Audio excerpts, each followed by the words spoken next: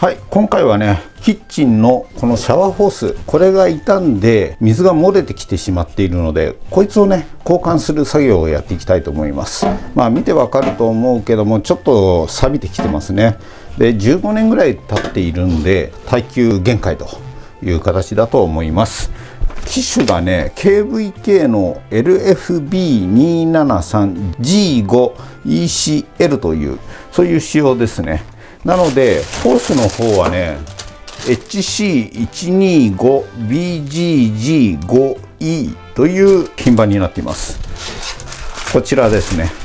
なのでこれも準備してあるんで、これに交換していくっていう作業をやりたいと思います。それではやっていきましょう。はい、まず下の方ですね。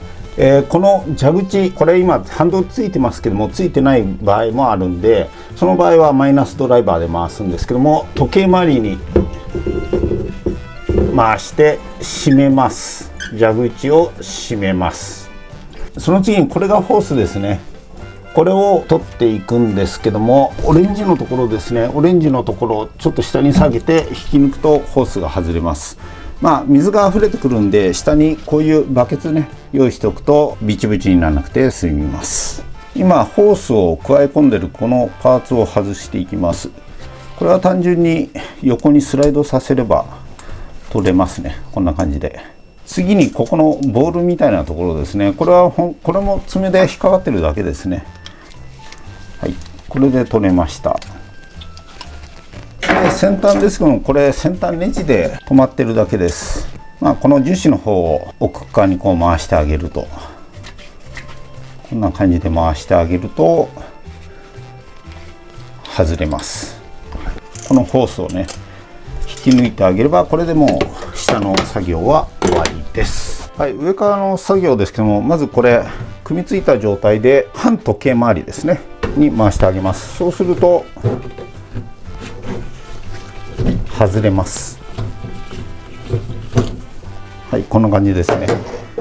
このまま引き抜いてあげます。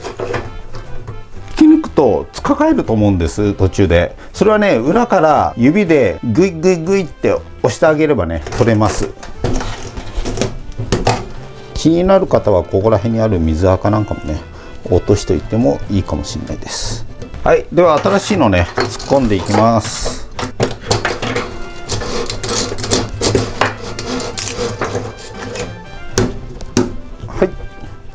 上からはめ込みました。ホースをつけます。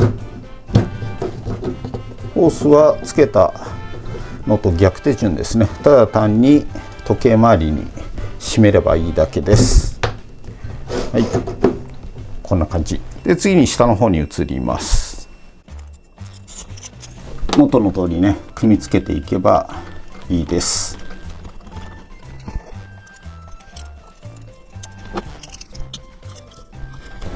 組み付けます。あとは使用感を確かめて水をひねります。これ